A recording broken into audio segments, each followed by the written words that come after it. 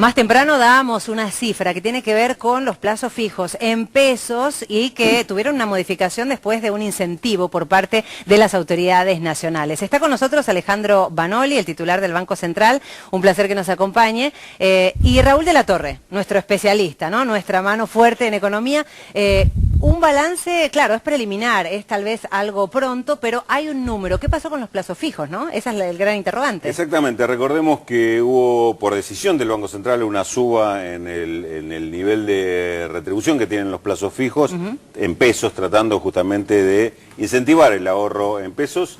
Estamos transcurriendo la primera semana de aplicación de esta medida. Claro, exactamente. Empezó el lunes pasado. Nosotros tenemos datos hasta el día jueves, ¿no? Hay 48 horas hábiles de rezago en la información que los bancos envían al Banco Central. Y la verdad que el saldo es muy positivo, ¿no? Porque, bueno, en un contexto de gran volatilidad internacional, una suba de 3.300 millones de pesos en 4 días es, creo, un balance importante, preliminar, pero bueno, creo que abona este camino que estamos tratando de llevar y que gradualmente a lo largo de estos meses, en este contexto difícil, estamos logrando, es que la gente acceda a alternativas complementarias en pesos para tener, bueno, un ahorro positivo, seguro, y que a su parte permita alinearse con el interés del país, con el interés general. Banoli, la pregunta es, porque uno habla de 3.300 millones de pesos, parece mucho, en realidad no sabemos si es mucho o poco. ¿Cuál es la expectativa? ¿Cuál es el objetivo que se plantea como para tener una idea de qué número tenemos que alcanzar o en qué términos, en qué periodos tenemos que evaluarlo? ¿Es positivo este balance en relación a qué cifra esperada? Es muy positivo en este sentido, en el hecho, mira, para tener una perspectiva de más largo aliento, sí, ¿no? En digamos, si tomamos el último año, el aumento de los depósitos en pesos está subiendo a más del 41% anual, ¿no? Cuando 2 o 3 años antes esta cifra estaba bastante estancada por todo lo que venía pasando en el plano internacional, también por la devaluación de enero. Así que yo creo que esto hay que verlo en perspectiva, en lo coyuntural, y creo que implica un proceso importante que permitió a su vez un aumento muy sostenido del crédito. Uno de nuestros objetivos también es que aumente el crédito, que estaba hacia octubre aumentando a menos del 20%, ya el crédito está aumentando más del 30%, con énfasis en la línea de crédito productiva, ¿no? Que es una línea que le permite a las pymes tomar crédito para capital de trabajo, para proyectos de inversión, al 18% anual, ¿no? Entonces, ¿por qué tenemos esto? Yo diría por 2 motivos. En primer lugar, para tratar de que gradualmente los argentinos vayamos confiando en nuestra moneda, vayamos invirtiendo en alternativas que a lo largo de estos meses, desde octubre para acá, han sido más redituables que la moneda extranjera. Claro. Esto es muy importante porque, bueno, hace a la soberanía monetaria, hace la posibilidad de que un país pueda realmente tener recursos internos para poder crecer. Y en segundo lugar, como decía, para que cuanto más dinero hay en los circuitos formales y en el sistema bancario, más crédito, y esto potencia el crecimiento.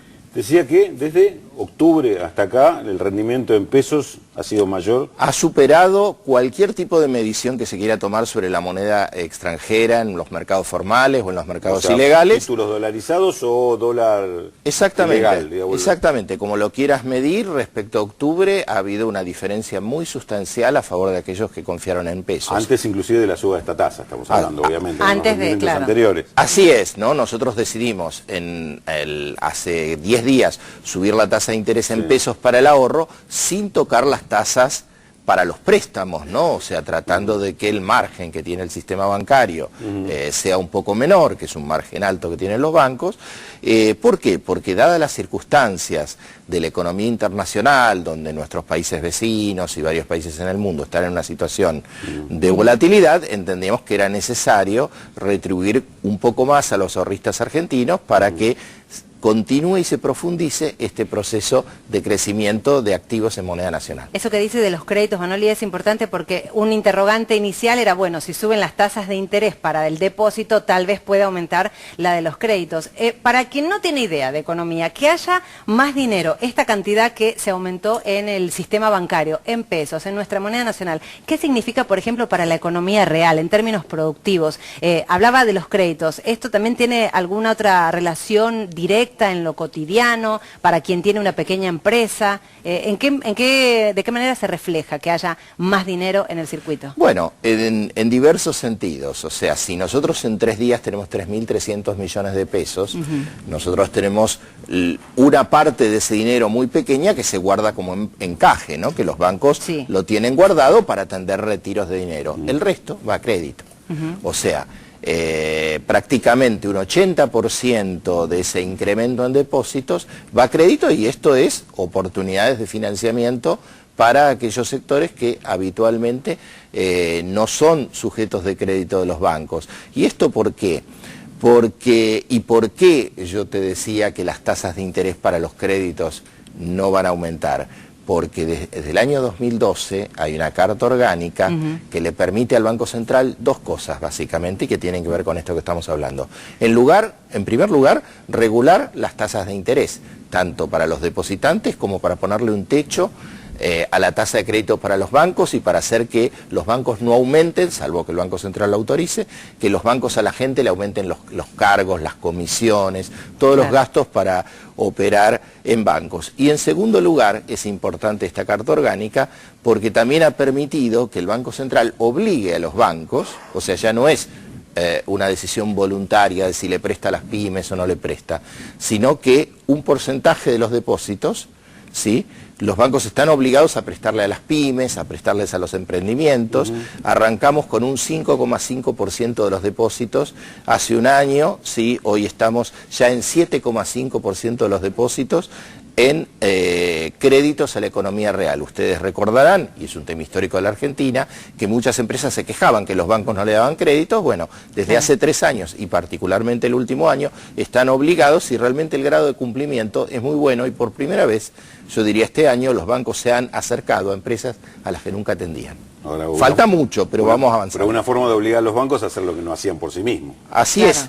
Por eso es importante, y yo creo que la discusión política es importante también respecto al rol del Banco Central, respecto a la carta orgánica, porque bueno, a lo largo de estos años hemos acumulado este proceso donde el Banco Central se ha parado frente al sistema financiero desde otro lugar, regulándolo, supervisándolo, orientando el crédito, y bueno, me preocupa un poco cuando algunos candidatos de la oposición quieren volver al Banco Central de los años 90, que solo se preocupaba por la inflación, pero dejaba a los bancos hacer lo que quería, donde no regulaba los cargos, ni las comisiones, ni orientaba el crédito. Ahí hay un punto que por ahí vale la pena detenerse, porque quizás no es del entendimiento general esto.